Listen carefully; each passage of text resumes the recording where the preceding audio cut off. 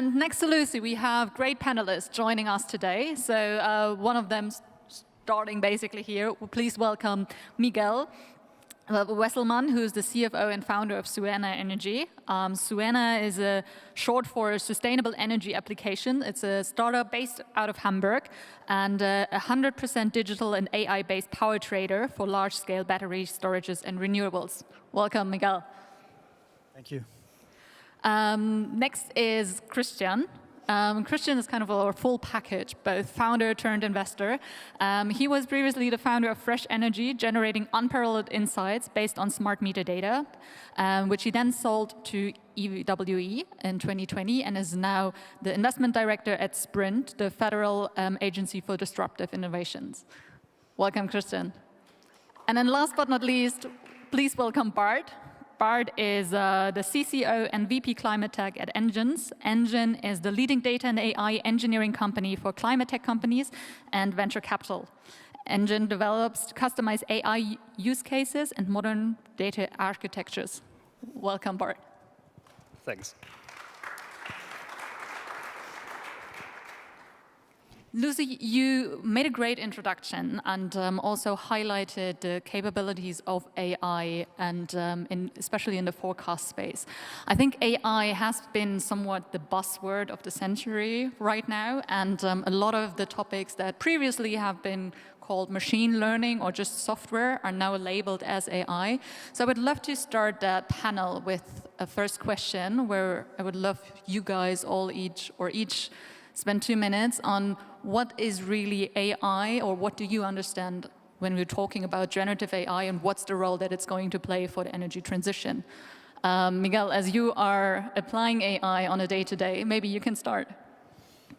Yeah, so I think it's a huge opportunity to use AI in the energy transition. I mean, we as an energy trader, we are doing it already. But I think there are so many fields where we can extend that. I mean, just talking about the scale of the energy transition, I mean, we come from a centralized energy system, right, where we had like hundreds of centralized energy power plants, and now we're moving into tens of thousands of wind parks and millions of solar parks, so just the scale of that. And then obviously they're dependent on the weather, so you have to forecast that. So just like this is already opening a huge area where you can improve, and where you have to actually, it's a necessity that you use AI in the future to optimally access and also trade it in the best way possible. Thank you. Christian, I mean, back then when you sold your company, Fresh Energy, no one was yet talking about generative AI, but still you were generating a lot of insights from the data, from the smart meter data. How do you feel like has the word transition, or the expectation when you're talking about AI transition from back then to today, and what are the new innovations that are now actually driving this opportunity? Well, back then, there was a joke always where we said, if you write the code in Python, you call it machine learning. And if you write it in PowerPoint, you call it AI. I think 8 years ago this was a joke, and now it's actually not a joke anymore. AI is here, and last month I was at a summit where they were talking about the AGI, the general AI, and that is basically maybe between 2 and whatever, whom you ask, 5 years away from here. So it's actually something, I mean, everyone knows that this is important. And if you look at specifically the energy transition, maybe you can think about what is the challenge or the barriers for energy transition. And it's definitely the political will, it's regulation, it's execution, it's a big problem, and the technology. And AI can help on many of these dimensions, maybe not the political will, but actually if you're potentially also, if you're in your bubble and the bubble is being modified with AI. But if you look at technology, there's AI scientists who can come up with the greatest technologies. There, on the execution side, there will be AI engineers. And on the regulation side, you can actually, in the jungle of bureaucracy, even if you can't get rid of bureaucracy, there's things like rule mapping. All of these things are projects that we support with SPRIND, actually. So I'm really looking forward to the future. Bart, I mean, you are selling AI solutions to your customers, so, or building them together with them. So where do you see the application in the energy transition primarily, and what do you understand under the term generative AI? Yes. I think one of the metrics that struck me the most is that I think it was either from BCG or McKinsey, or at least that report that said like, hey, 30% of the whole AI industry is driven by Gen AI. And so then the question arises, what is the other 70%? And the other 70% is basically everything that we have been doing before ChatGPT arrived. And I especially think that also in the energy space, there still lies the largest chunk of value for today. Maybe not in the future, but at least for today. So anything what comes to time series forecasting, anything that comes to optimization, it is all based with machine learning models and statistical models that we have been building before ChatGPT arrived. And I think, yeah, for me, that is always a challenge in first conversations, like, hey, what about AI? What can we do about it? And we start from the Gen AI part, but then move to the more traditional machine learning part, to say so. And I think it's at the same time super interesting that there are companies also working on how to apply Gen AI in the energy space, because I think there lies a lot of value, but it's not untapped today. Lucy, what's your view on like the difference between like generative AI and maybe the forecasting as we have known it in the past? Yeah, I think, so maybe to just elaborate on the model Faraday that I mentioned. So our model is a generative AI model. I think it is worth saying it is not a large model, so not everything that's a Gen AI model has to be a large language model. This is a smaller model doing something very specific. The reason we're generating synthetic data about energy demand is that it's often very hard to share real data. So real data often comes with privacy considerations that actually means it can't be shared, or maybe it can only be shared in an aggregated form. Aggregating that data and perhaps stripping out some of the metadata that might normally come with it then can actually mean that that is less useful for research purposes or for grid planning purposes or any of these things where actually you might want very granular data. So that's why we have pursued this approach of using Gen AI to create synthetic data that we then can share openly with a global community of researchers. And maybe just to sort of build on Bart's comments, we see one of the kind of most interesting use cases for this kind of data as lying with system operators. So if you are operating a distribution network or even a transmission network, you are constantly having to play this dance of balancing supply and demand on your network. And because both of those things are becoming more complex for the reasons that I described, this is an increasing challenge, and you need to keep these two things in balance at all times. And we see the kind of impacts of some of this challenge when we look at things like the number of times a system operator is having to redispatch a system. And part of the reason that this redispatch occurs is maybe because the predictive models about what is happening on the system or what's about to happen on the system are not quite as accurate as they might be. So this is the kind of the pressing need and the urgent need to have very good models in this space. The benefit that we have at Centre for Net Zero is that we have access to billions of real customer data points, so we can learn over that data and then create synthetic data.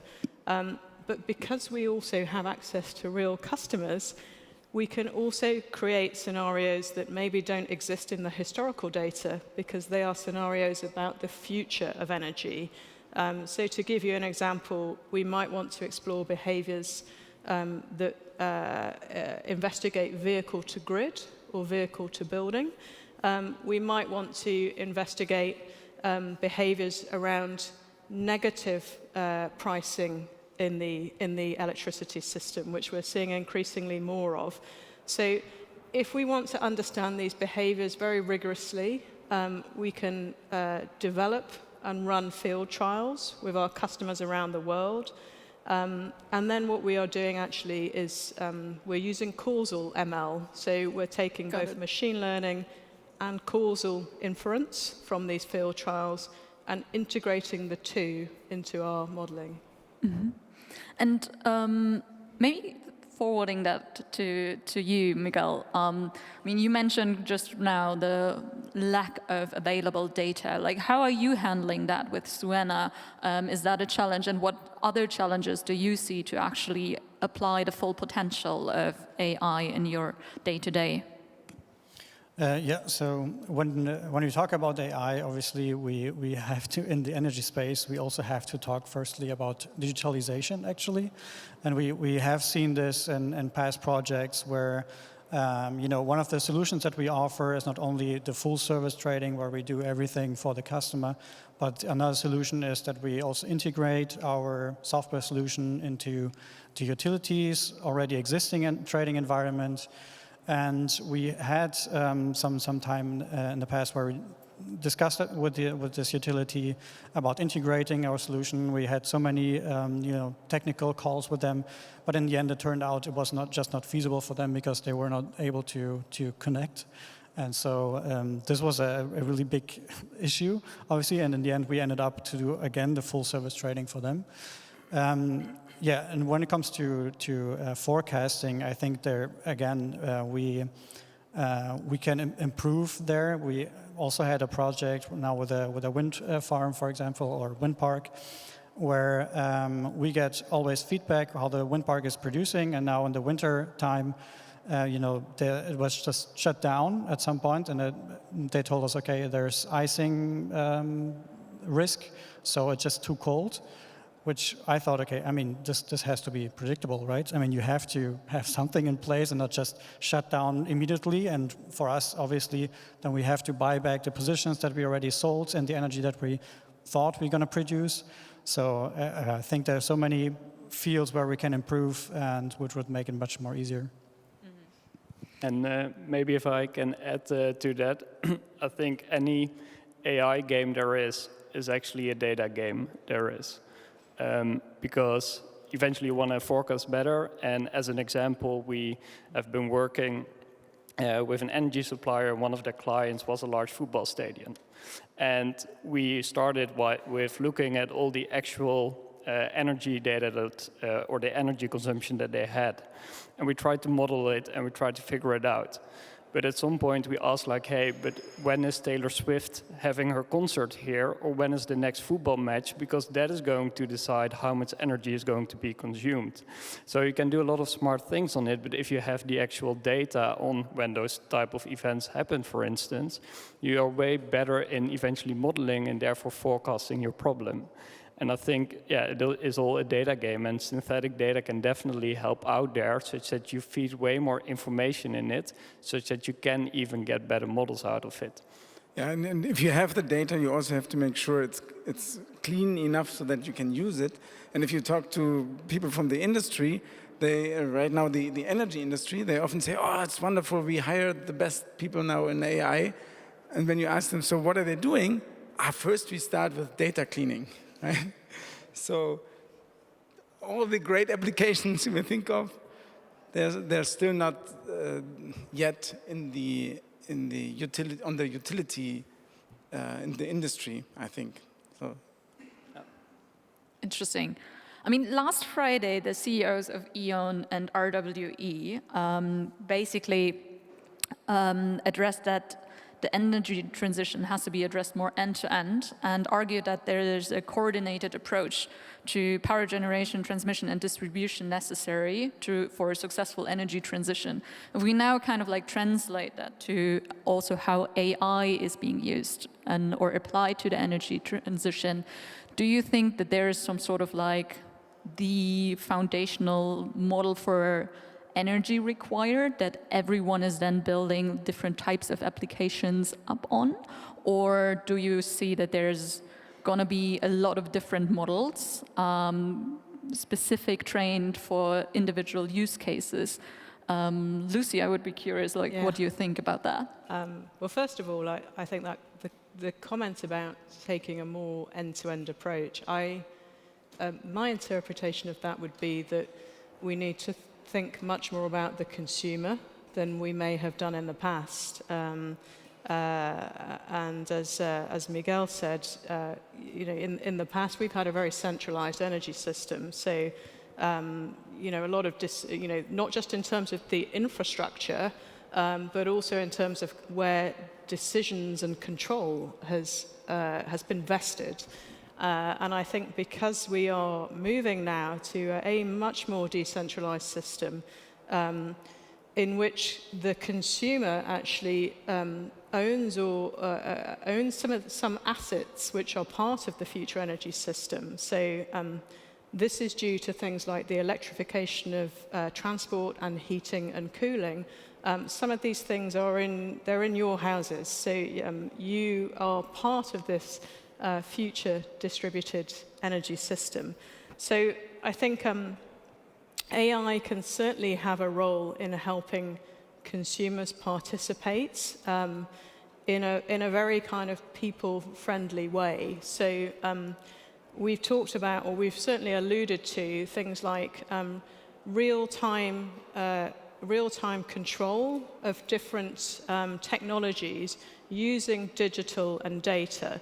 So that control might be to do things like to shift demand or to shift use of energy towards times in which it is cleaner and cheaper. So that's a kind of a win for the customer. And it also might mean that we avoid having to build more infrastructure. So we may reduce the amount of grid we need to build. So I think AI can certainly help us to build automation technologies and models that can do this, that incorporate and understand consumer preferences. So they're not just optimized for what is good for the grid, but they're also thinking about what is also a good customer experience and what is good for the consumer.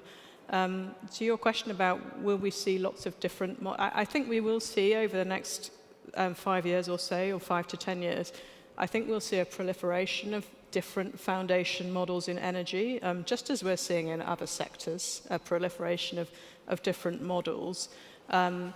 There's no reason to think that these models might not ultimately be able to interoperate or be part of some kind of federated, I kind of hesitate to use the term digital twin, but many people are using that term to talk about understanding in close to real time what is happening on complex systems and bringing in different views of what is happening. Mm-hmm. It's probably impossible to predict what's going to happen. I mean, while we are sitting here, probably someone has come up with a new whatever application or foundation model. So it's super tough, especially in this space, and unheard of, I think, in any industry, what's happening right now. But in any case, you need to look at it, I think, holistically, not just looking at the demand side. Or, I mean, you can find how AI supports the energy transition and also new ways to generate energy in every possible way. Like you can even look at you can predict the plasma properties for fusion reactors, right? And if that helps get fusion maybe 10 years earlier, that will then start a flywheel where we learned that it's not that much energy that AI is using, but the perception it is actually the biggest consumer of energy. But it's good to see the data. But if AI leads to more abundant energy, that leads to more AI, and that leads to more energy, and that's a flywheel. And at SPRIND, we always say the energy is the father of breakthrough innovation. So if you have abundant energy, anything can happen, right? So that is just a great, you can really be a techno-optimist if you dig a little bit into this. Maybe I'm too much in my own bubble of great breakthrough innovation, but yeah, I'm looking forward to it. I mean, Miguel, I would be curious how you think about it, as well as you're already applying it. Are you there working specifically with like also existing models? Are you building your own proprietary models in-house? How is there also the exchange of data a big question mark for you guys? Having access to data that is maybe not like proprietary to you guys, but only accessible through others. How is that affecting like the way you approach? Yeah, so firstly about yes, we developed it in-house. We also we developed our optimization software or algorithms also in-house, which is also in the AI space, of course. But yeah, maybe coming back where we see the future is going, or the phases that we in our sector at least see, is like in phase one, it's about really optimizing, in our case, batteries and renewables, everything that, and how we can trade that in the best way. So looking at all the different power markets and ancillary services that you have, and choosing how much energy should I place at what kind of market, and optimizing that. So there is really key about obviously the optimization algorithm, but also about forecasting the renewables, forecasting the power market prices. And then in the second phase, we see it more on the portfolio level, where we introduce procurement, so basically end consumers, demand side, data centers, as you mentioned. These kind of participants have to be included in that as well, and you have to manage and optimize the entire portfolio in order to make it really smart. And then lastly, you include more smaller scale assets, and which is like home storages, you have EV charging, you have so many different energy assets that you have to include. And in the end, we see that the goal is to have an optimizer that can rule that entire spectrum. And that's really where we're moving with these 3 phases into that. And we, so, yeah, I just pause here. And maybe to add to the question, like, hey, do we want to have it centralized or decentralized as an AI, to say so?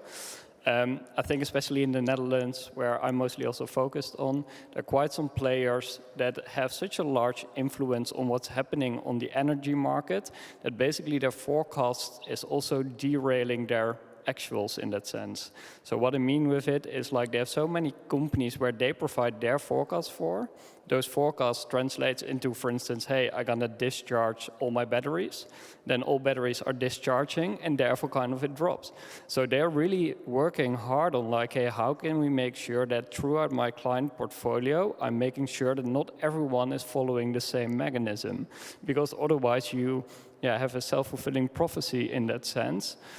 So I really believe that there lies a large value in the decentralized AI, every company building their own AI or tailoring it to their data, such that not all actors behave in the same way in that sense. Otherwise, you're going to disrupt altogether. So we're going to all move to the left and all to move to the right, to say so altogether. So yeah, having that randomness throughout the actors is, I think, super important to also have a stable grid in that sense.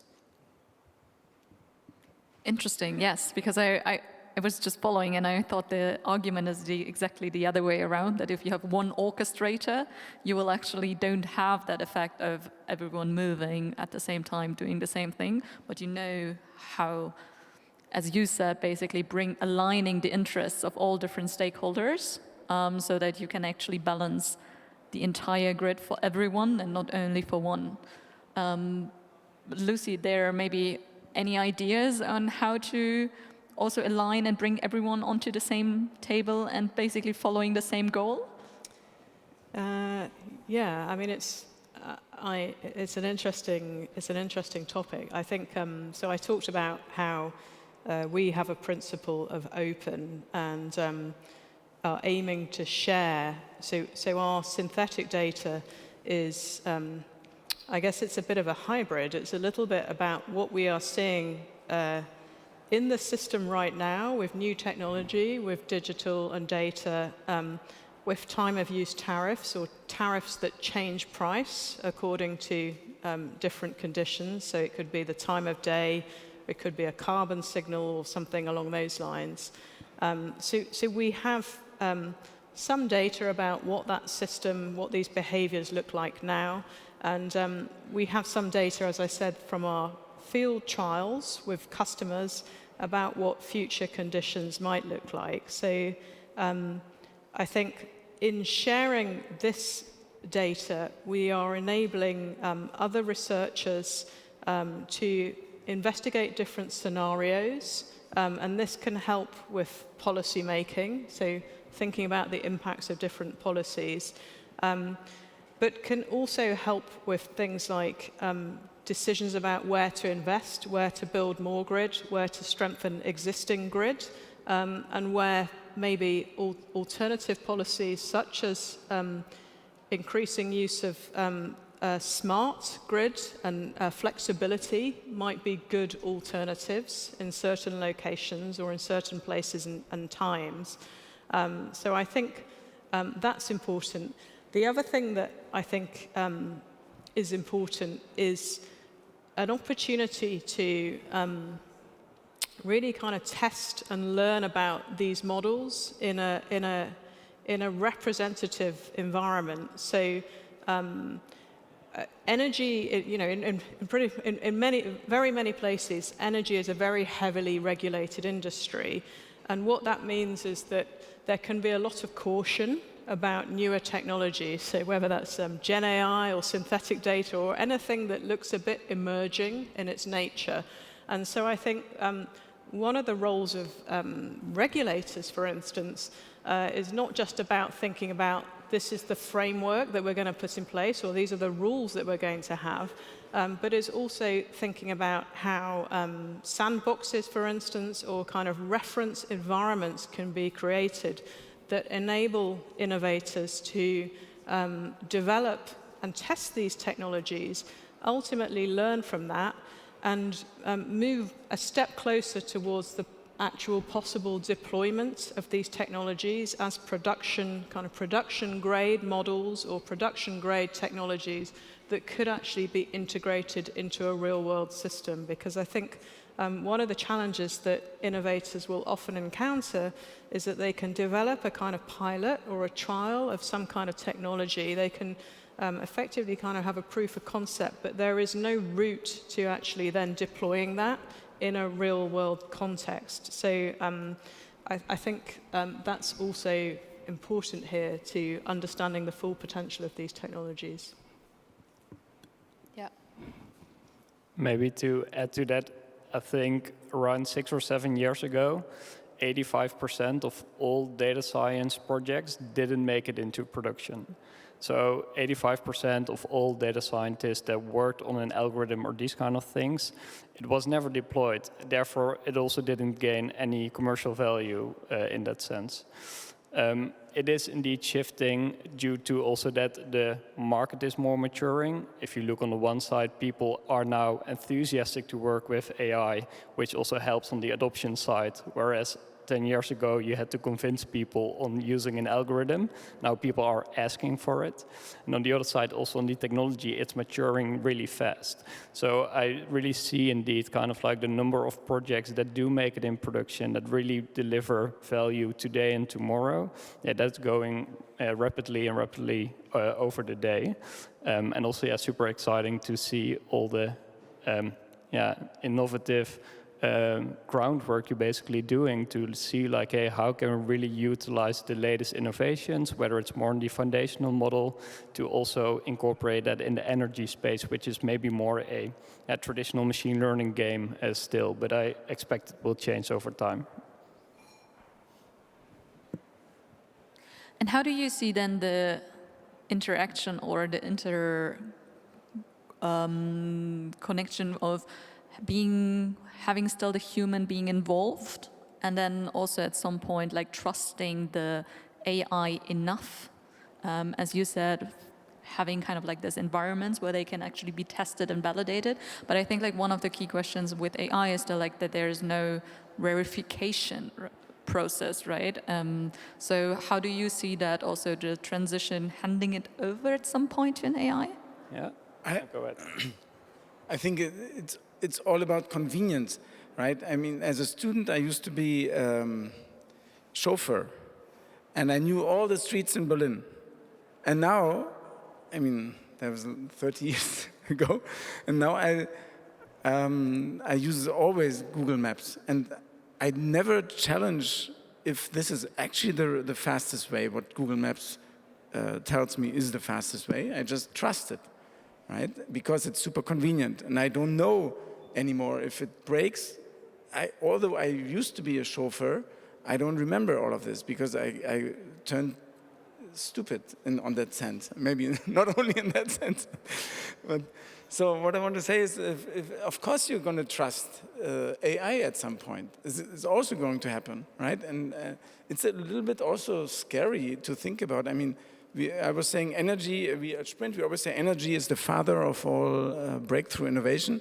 And we always say education is the mother of breakthrough innovation. But is this really true? Right? Can you challenge that as well? Do I need to be educated in future?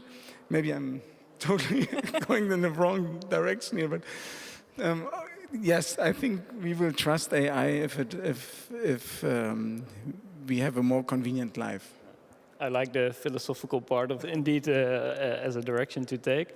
Maybe from the project work also that we are doing, I think it's always about the interaction between human and technology, and that's also within the AI where you support an expert in their decision making. And I think what's nice about AI is that it kind of knows like, hey, these situations, I'm sure I'm also correct. And those situations, I'm quite sure I'm incorrect. So it can also steer its prediction to like, hey, I'll take care of these predictions and say like, I'm unsure, maybe you as an expert can look at it. And in that way, you can kind of like balance the interaction between the machine and the human. And then by capturing the feedback from the expert, you can automate more and more and feed more to the machine instead of the human, but really unlock the expert knowledge of a human has, but yeah, capture that feedback. Maybe one thing from our side, I would actually, I mean, in our case, it runs fully automatic, right? So it's already fully algorithmic trading. And it's actually, for me, sometimes strange to think, okay, to compare it, okay, there's a person also somewhere that, you know, their job is to click the megawatt at the power exchange. And I think like, okay, that person has a good day, has a bad day, you know, and has to go to the toilet at some point, I guess. And so there's nobody at the desk. You cannot do milliseconds trading. That's impossible. You cannot click that fast. So it's also strange sometimes to think, okay, that's, you know, that this is just happening now, basically, you know. And so we obviously already trust a lot. We obviously test a lot. We have alerts, and obviously we also have trading operators who control it and to oversee it. But overall, it's yeah, we are already at that scale, I think. Yeah, and I think it's really important what you say, like, hey, are you part of the process or are you overseeing it? And it's moving more and more to indeed overseeing it, like, hey, I'm running tens of different algorithms, they all make the decisions, but I understand what is happening, and when they are off, I can check it, I can further improve it, but it's way more indeed an oversight role than really being involved in a certain process in that sense, yeah.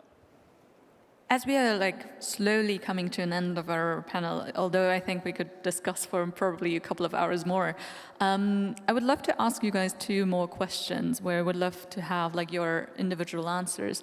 If there's one thing that we have to drive as stakeholders, be it policymakers, energy stakeholders, investors, entrepreneurs, what is it, in your opinion, that we have to take on today to unlock the potential of generative AI in the energy transition? I think it's execution. Totally agree. Right?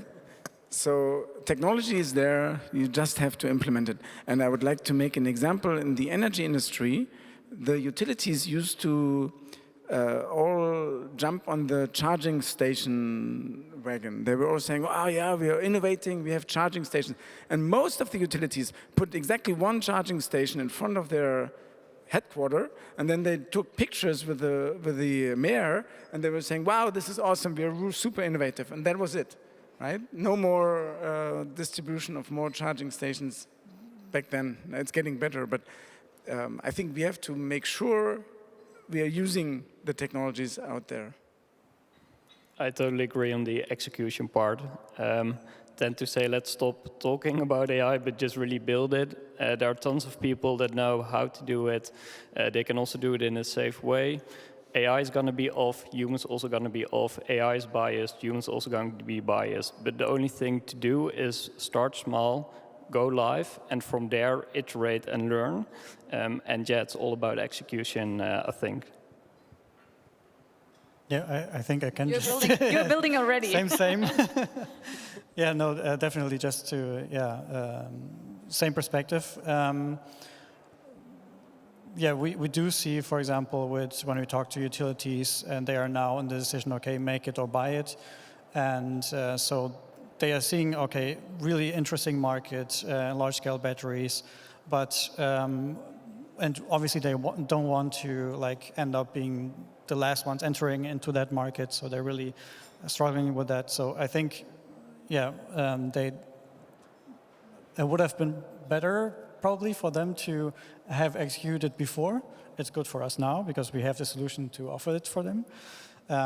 So yeah, just totally agree. Yeah, I mean, I agree, but to avoid saying the same again, I would also say supporting more open source initiatives. So I talked about OpenSynth, our initiative with Linux Foundation Energy. As well as sharing our synthetic data, we've also shared the algorithm itself, and that is to encourage others to use that algorithm, but also innovate upon it.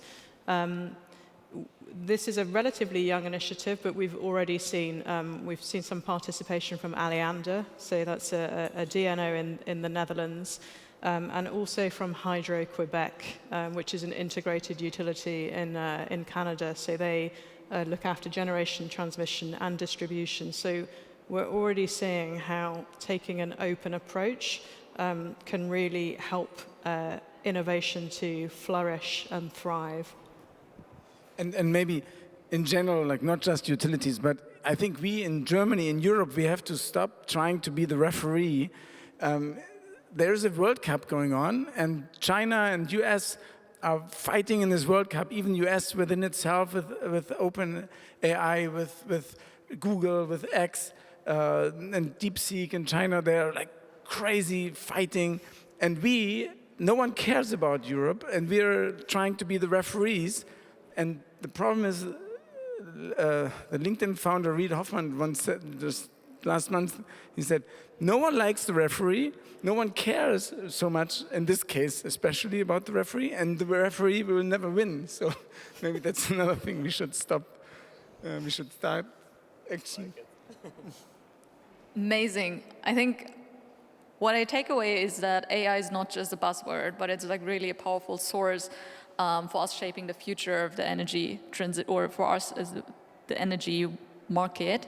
And it's all about, one, breaking down the barriers to be able to build, and then also start finally building solutions. So maybe as we have a lot of builders here today, what is the number one advice that you would give someone building in AI in the energy space? The investor starts. Yeah, Just do it. yeah, it's very tough. Yeah, just do it, obviously, but talk to the industry, like get them on board, find a way and angle so that they actually work with you and implement, and not just pilot something for 3 years, because then your technology is outdated, and it's super tough, I think. Yeah, I think from my side, There are a lot of also VCs here. There are a lot of founders here. I think for your company, start to think of like, hey, where can my AI be applied? But actually, AI game is a data game. So what is my data exactly? And ideally, can you generate the data no one else has? So really focused, like if you have your own sensor, your own IoT, your own hardware, I think that is what will be the most competitive edge. So building software becomes easier every single day with all the LLMs that help building awesome software. So I think we will cherish hardware even more. And I think it's good for founders to really understand, like, hey, I have an AI game, I have a data game, but actually what is my hardware game in that sense? So yeah, just to add on that, because I totally agree. Start with the problem and find the problem, not developing a solution. Basically, as you said, start with the problem and then develop the solution and go into execution as fast as possible. And I think my advice would be, don't forget the people in all of this. This transition won't happen without the support of society, and so if you are building an AI in this industry, then think about how that AI is also accounting for real people. A huge thank you to our panelists, and I think I'm excited about the future. So it seems so are you guys, and let's build. Thank you. Thank you.